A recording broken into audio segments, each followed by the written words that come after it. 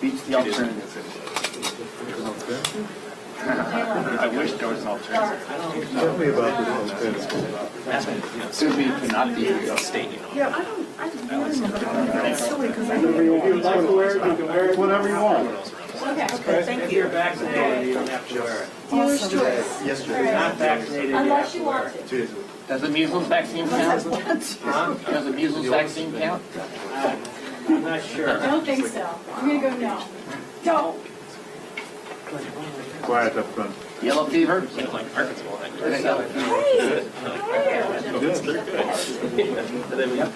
Everyone here is good. Everyone else is back outside. what's the decision, Jeff? Everybody else bring it in. For everybody?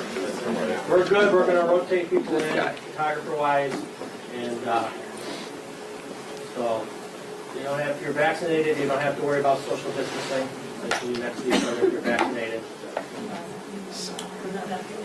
If you're not vaccinated, it's on you. If you're not vaccinated, social distance. Nice.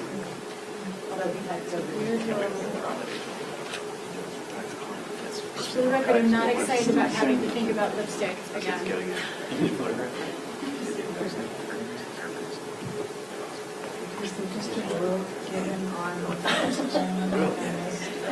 That's not that today. Have you copied it?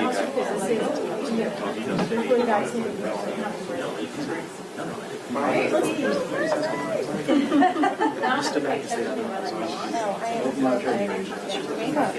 And I don't like 9. Right?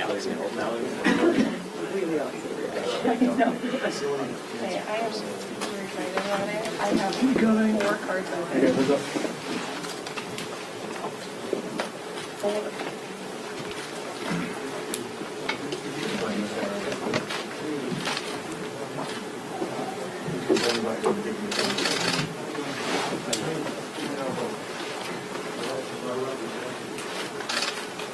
Whoa, down in front. Down in front?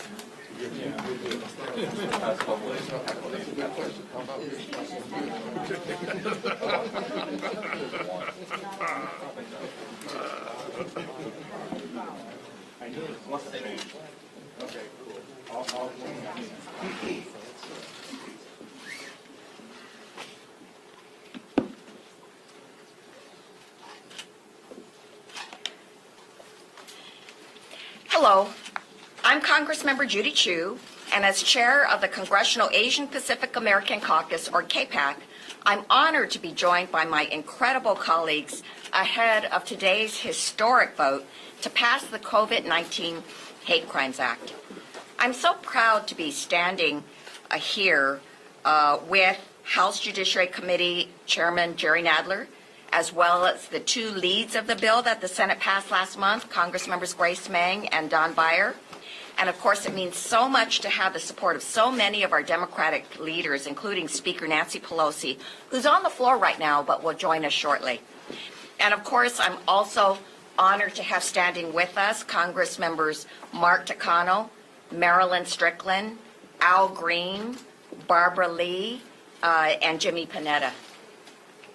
After a year in which we've seen 6,600 reported anti-Asian hate crimes and incidents, and after a year of the Asian American community crying out for help, today Congress is taking historic action to pass long overdue hate crimes legislation and send the COVID-19 Hate Crimes Act to President Biden's desk.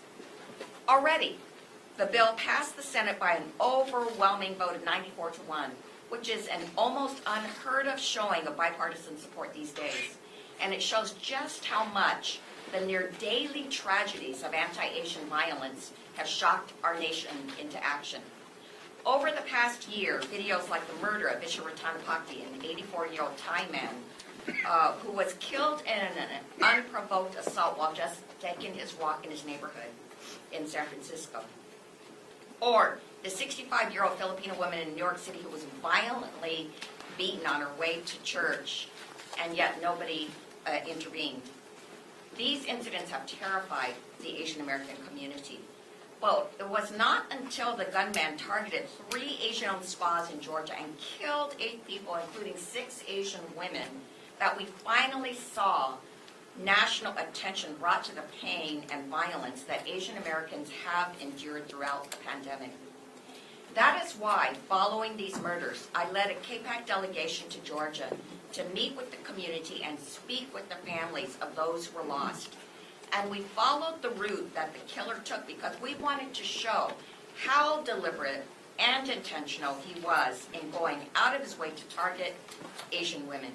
It was clear that this was a hate crime. And I'm glad that just last week, prosecutors announced that they would seek enhanced hate crime charges against the shooter.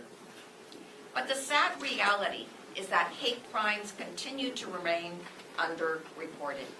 In fact, 3 states don't even have a hate crime statute in place. That's why today's vote is so important. Congressmember Grace Meng's COVID-19 Hate Crimes Act would help improve our hate crime response by creating a new position at the U.S. Department of Justice to better track and address COVID-related hate crimes and incidents. And this also includes the text of the bill that I co-lead with Congressmember Don Beyer, and that's the Jabara Hire No Hate Act, which will improve hate crime reporting and provide resources for states to establish their own hate crime hotlines and resources for law enforcement to improve their hate crime response.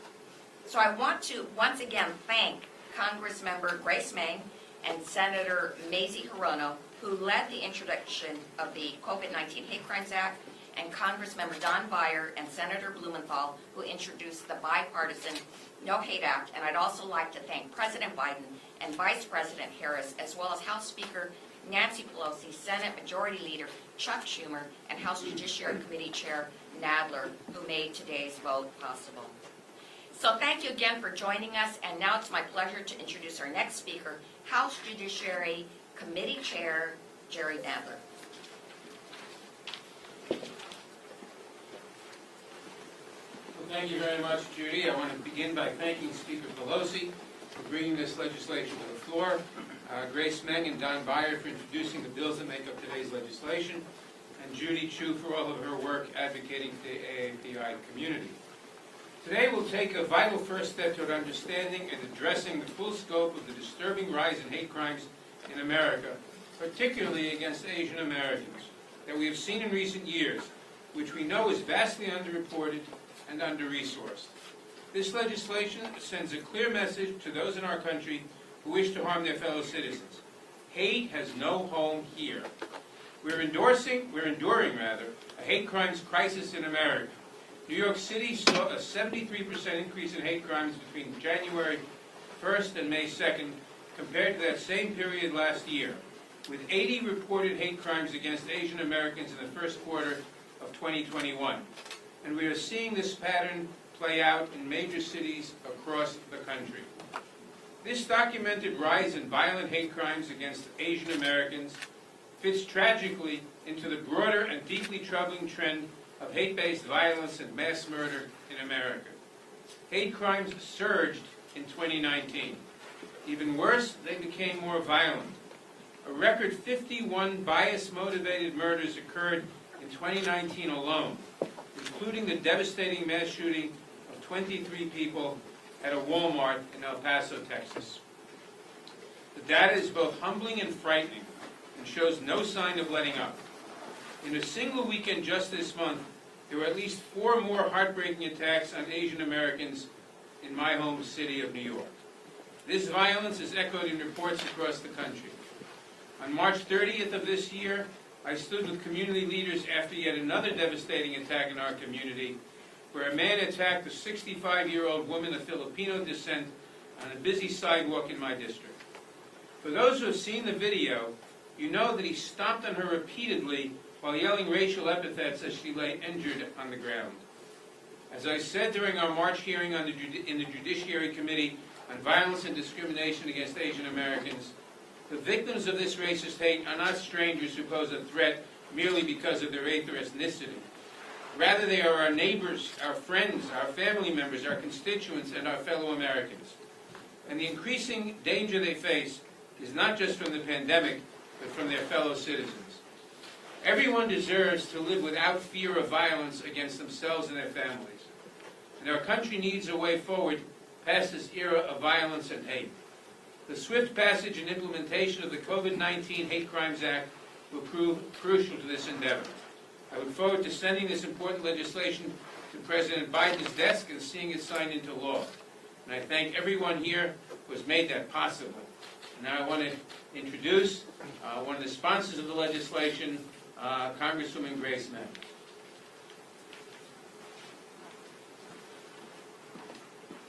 Thank you so much, Chairman Nadler, for your leadership on this issue, and of course to our chairperson of CAPAC, Judy Chu, for your leadership as well. Good morning. I'm Congresswoman Grace Meng from Queens, New York. First, happy Asian Pacific American Heritage Month. Every year in May is a time to celebrate the accomplishments and contributions of Asian Americans, but this year is different.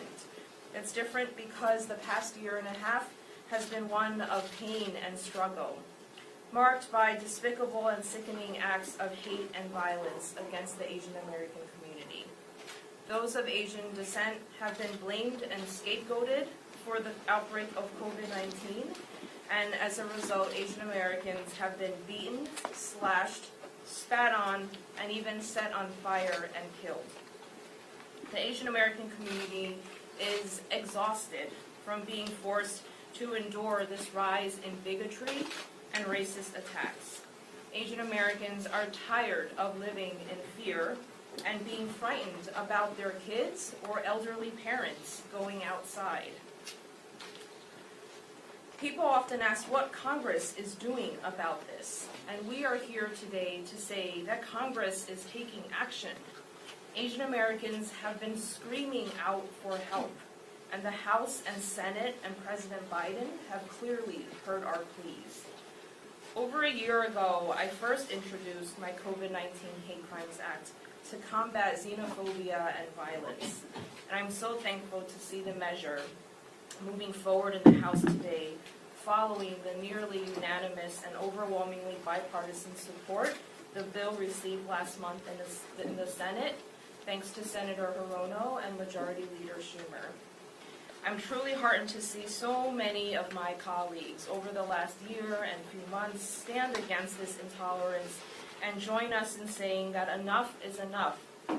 There is no place for hate, underscoring that the discrimination and violence against those of Asian descent is unacceptable and will not be tolerated, demonstrating that Congress has the Asian American community's back, and making clear that an attack on the Asian American community is an attack on all of us. I also want to thank the many different communities that have shown tremendous solidarity with Asian Americans in our fight against this discrimination. Leaders from the Black, Hispanic, Native American, Jewish, Muslim, LGBTQ communities, and so many others that have stood by our side and spoken up for us. In my entire lifetime, I have never seen and felt so much solidarity and such a widespread showing of concern and support from so many beyond the Asian American community. This allyship has been vital to fighting this prejudice and violence. It means a lot for our community and to me personally, and has helped us to get to this point with the bill. The most basic and fundamental role of government is to protect the safety of its citizens. And we need to make sure that we are fulfilling that obligation when it comes to combating these disgraceful assaults on the APA community. So let's pass our COVID-19 Hate Crimes Act in the House today. Let's get this crucial legislation to the finish line so that President Biden can sign it into law. For too long, Asian Americans have been seen as invisible and silent. We are often viewed as foreigners and outsiders. But today we are at a galvanizing moment where we say loud and clear that we are as American as anyone else in this country, and that we will be seen as invisible no more. As I've said, with all of us working together, I'm hopeful that we will stop Asian hate. Thank you, and now it is my honor to introduce the Speaker of the House, a wonderful friend and ally of the APA community, who's been a steadfast supporter of this bill and of our community. She's publicly stood with us from the very, very beginning when this sentiment first reared its ugly head. And thanks to her leadership, this bill is on the cusp of becoming the law of the land. Speaker, please. Thank you very much, Grace Meng, for your wonderful leadership, for the representation that you bring to the Congress of a great district in the state of New York.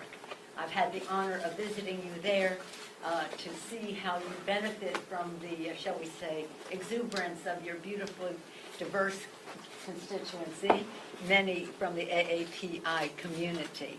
Our Congress is truly blessed by your leadership as manifested today in this legislation on the brink of becoming, as you said, the law of the land. It is a momentous day. And so I want to salute all of our colleagues who are here, some who will speak, some who are a resource in this conversation, and their leadership has made a tremendous difference. I want to thank Judy Chu, the chair of CAPAC, who has been, well, I would say relentless is a minor word to use for her. In every manifestation, whether it's in her Committee of Ways and Means, whether it's in the crescendo meetings and the rest, whether it's in the full caucus, to constantly bringing to the attention of members what the challenge is out there, what the possibilities are for going forward. And today we will do so in a bipartisan way. Thank you, Judy Chu, for your leadership of CAPAC. Don Beyer is champion of the Jabara Hire No Hate Act, and you will hear from him. I'll introduce him momentarily. And I thought that Jerry Nadler's statement was not only a great statement for today, but a statement about his life in the Congress, where he has been making this fight for a very long time about ending hate in America. As Congresswoman Meng was speaking, I was recalling the day, a month ago, was it? I've lost track of time, when we were on the Senate side, when the, was it the day of the President's speech? It was about a month ago. In any event, when we were standing there with Leader Schumer, with Mazie Hirono, with Tammy Duckworth, with Andy Kim, and with our distinguished author of this legislation, Grace Meng. And the thought that that bill was going to be going to the floor of the Senate and receiving bipartisan support was such a glorious thought. And now here we are following up on it. It did happen to make it the law of the land. It's so important, and I want to salute President Biden. Right from the start, within hours of his inauguration, he said how important this was, directed the Department of Justice, even before we had an Attorney General, to take this in hand and to improve how we could make the count, to fully document. Has been said, you can't fight it unless you can identify it more clearly. And he has been in support of that. And when he made his announcement on COVID, his speech to the nation on that subject, he included the AAPI violence as a challenge in our country. So this has been so much a part of the White House. I know he will welcome this legislation when it comes to him.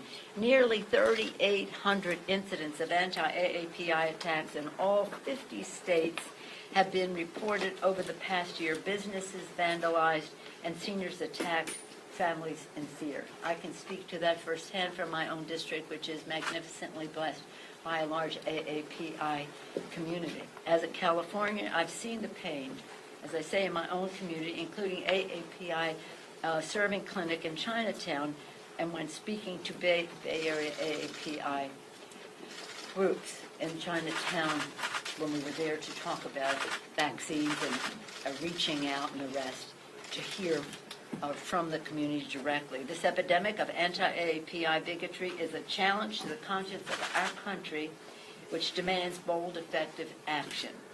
The bigotry is more shameful, given the AAPI's community heroism, 2 million fighting on the front lines of the pandemic. 2 million AAPI heroes fighting on the front line of it. The COVID-19 Hate Crimes Act will strengthen our defenses to prevent, report, and combat anti-AAPI violence, and it will build on steps, as I mentioned, already taken by President Biden. Together, these actions will make a significant difference in how we address hate crimes in America, not only during this pandemic, but for years to come. We know how we got into this situation. No need going into that, but let's get out of it. In the Senate, this legislation passed nearly unanimously, except for one person. And we hope to see that unity reflected here in the House. The AAPI Heritage Month, this month, the month of May, let us honor the AAPI community's contribution with action, ensuring every person can live with safety, dignity, and hope. What I hope is that the unity that's springing from this legislation will further engender more unity on other challenges that we face. And now it is my honor to yield the floor to the distinguished gentleman from Virginia, Mr. Byer, who has been mentioned, has been a leader in the Jabaya Hire No Hate Act. Mr. Byer. Thank you, Madam Speaker. And I'm honored to follow the most excellent speaker who is leading the most productive and accomplished Congress in generations. And thank you to Chairman Nadler for taking hate crime so seriously and for being a real partner and leader on this topic.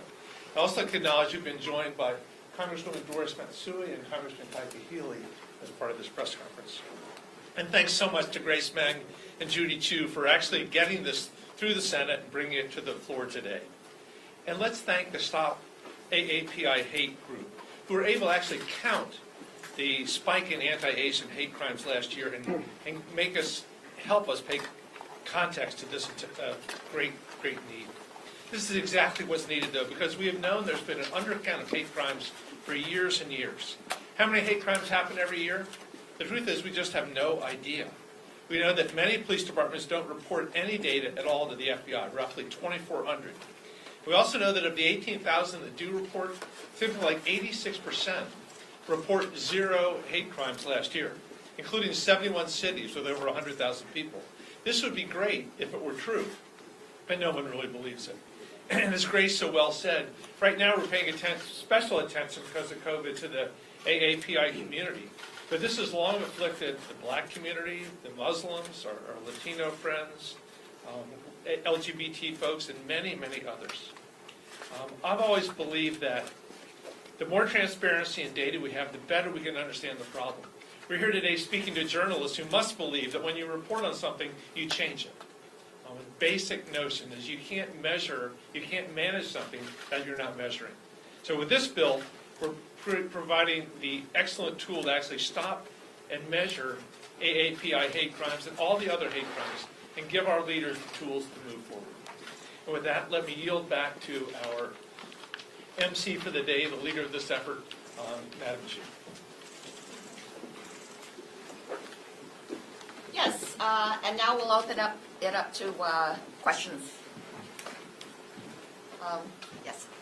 Ms. Chu, I think all of us have seen videos of the horrific hate incidents directed at Asian Americans. There were 2 Asian women in New York who were attacked with a hammer. In Nancy Pelosi's district in San Francisco, there were 2 women who were stabbed while waiting at a bus stop.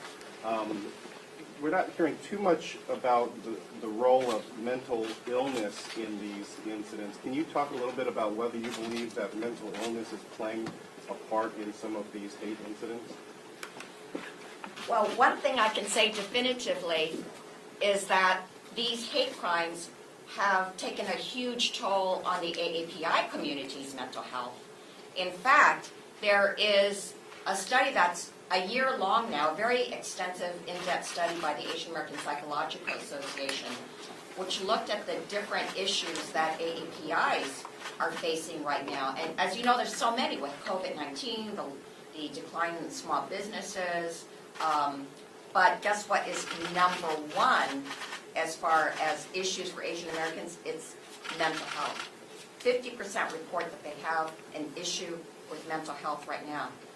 So what is it like to open up the newspaper every day and see that yet another Asian American has been assaulted, attacked, and even killed? Well, when you read that every single day and see that there's 6,600 of them, and that's probably an underreporting, then you start to think, well, will I be next? And that's the kind of mental situation that AAPIs are facing right now. It is a heavy toll, I can tell you that. Anything you can talk about in terms of mental illness related to the perpetrators?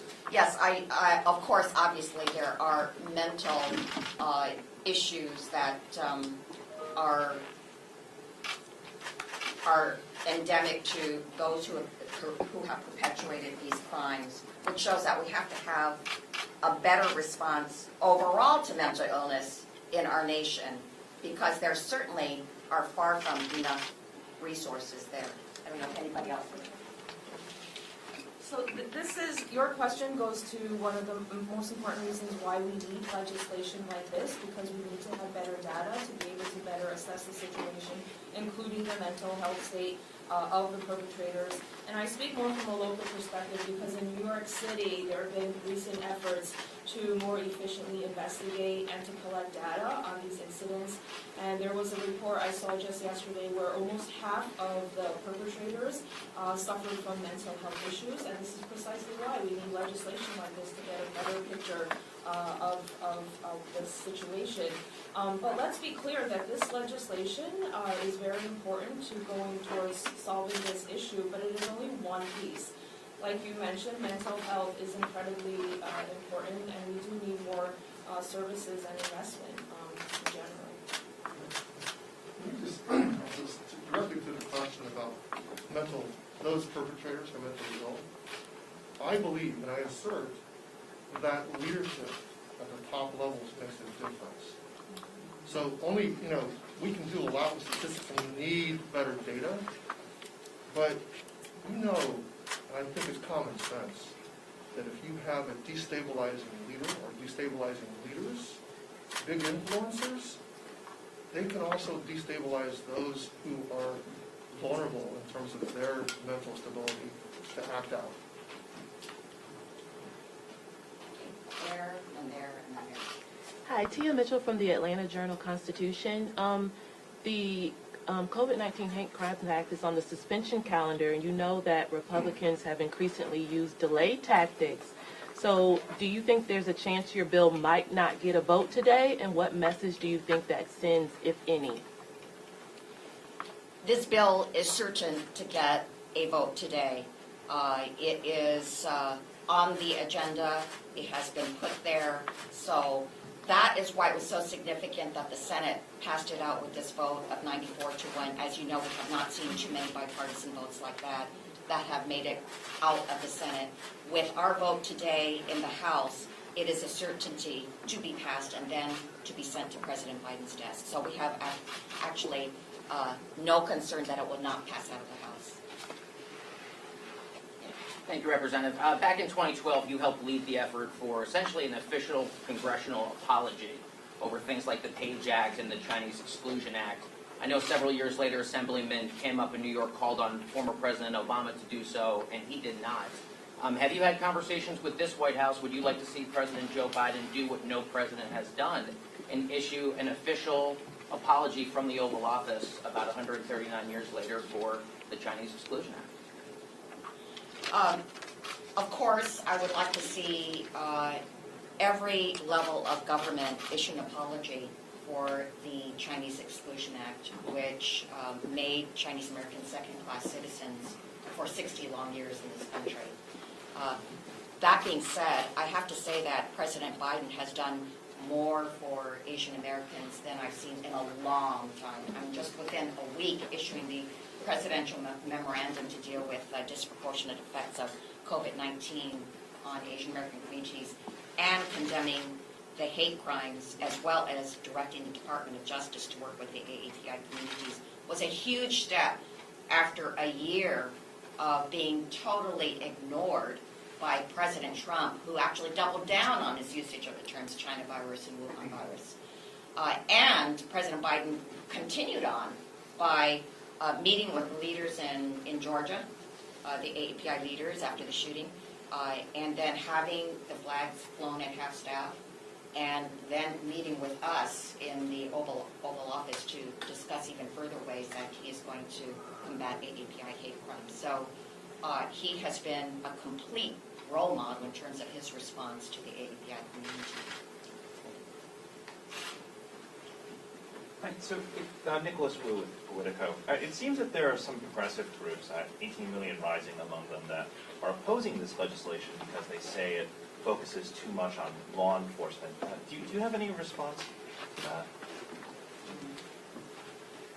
Thank you for the question. First of all, I do appreciate their input. I do want to say and emphasize that this legislation allocates no new funding to law enforcement, and we understand the issues that they raise about law enforcement, for example. But this legislation does assume that law enforcement is currently underreporting these kinds of incidents, and it makes it easy to ignore hate crimes altogether. So that's why we believe that this response is necessary.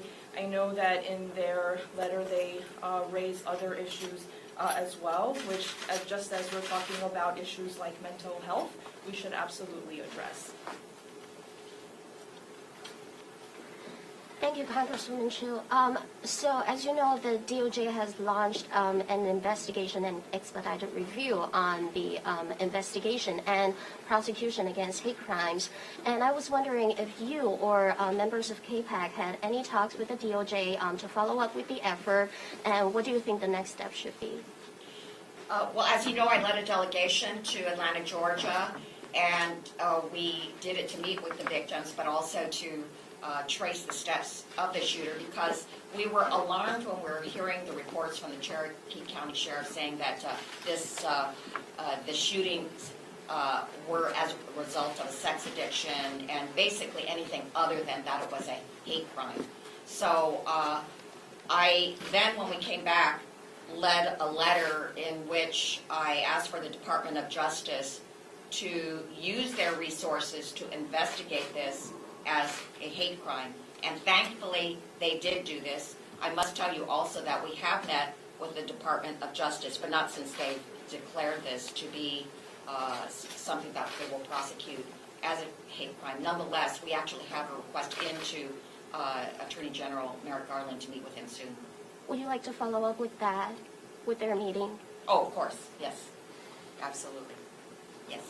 We're in another in-between time in this pandemic, and I'm wondering, as more Americans are taking off their masks, but they're still concerned about the virus, there's a lot of questions about who's vaccinated, who's not. I'm wondering what you feel the Asian American community in particular, are the dangers, or is there an opportunity now to try and get past this time of hate crime, or do you think the danger is as present as ever?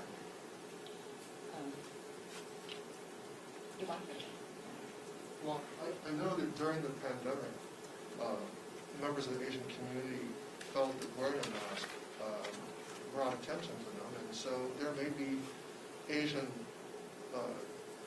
Americans as we wind down the pandemic, and I walk outside without a mask. I follow the city's guidelines, but I know that people are at varying levels of comfort, and AAPIs who want to continue wearing masks, they may feel very self-conscious about that. So that is an extra burden. That's another piece of an extra burden that AAPIs, I think, carry. Hi, I'm Marilyn Strickland. You know, I think about wearing masks in general, and there's a degree of anonymity that you have when you wear a mask. And as we talk about putting public safety at the forefront and making sure that people are vaccinated and that we're actually doing something to address this virus, we do think about how that affects people who want to commit crime and people who may be victims of crime. And I think about the fact that a lot of older women who are Asian have been victims of these crimes. And so I think the question we ask ourselves, does taking the mask off and being safe give you more safety, or does it give you more anonymity? The other thing I remind us too of, when you travel to Asian countries, people wear masks all the time during flu season, when they ride the subway, and so it's interesting to see how the conversation about masks will be and making sure we keep it on what keeps our community safe, what do we do to keep public safety at the top of everything and not letting it get as politicized as it has. But at the end of the day, this is about stopping the crimes, holding people accountable, and making sure that our communities all stay safe, regardless of our background. Other questions? Okay, with that then, I thank you all for being here, and we will end the press conference. Thank you. Thank you.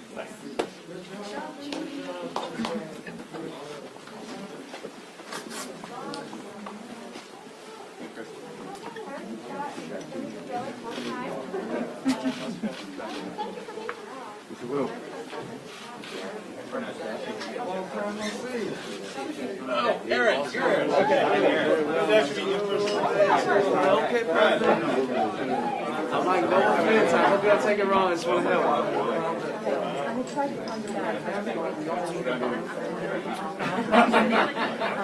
Great equalizer. Yeah, it's kind of weird being in here. I didn't even know Oh, yeah, my goodness, of course.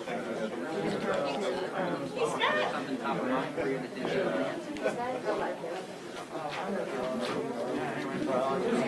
Yeah, I'll catch you up. Thank you.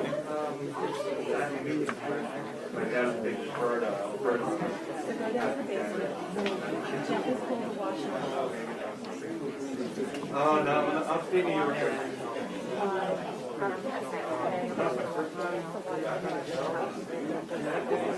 me too. I want to do it. Yeah, I did. Yeah. We do it all the time. I don't know. I went into my office. Last time I was on this, that's what we were working on. I like that. That's a better way of saying it. Carmen, can you set up this video? Yeah. Okay.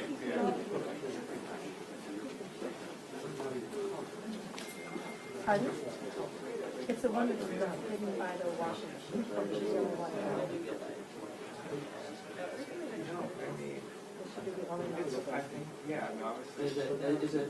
Is the language clear to you? You're not concerned? I mean, I only read what they sent out last night. I don't know what. Yeah, I think it's the same thing. No. Sent out because it's flashing up here. When I read it up here, valid face mask and social distance require fully vaccinated. Not require fully vaccinated. Finally, I'm That's good. That's for across the street. That's not a goal. employee or an officer. No, that was for the. Yes, that's right. That should be correct. Is your understanding gets left up largely to the church? Yeah? Yeah, that's fully vaccinated. Okay, then go to the same. Right, so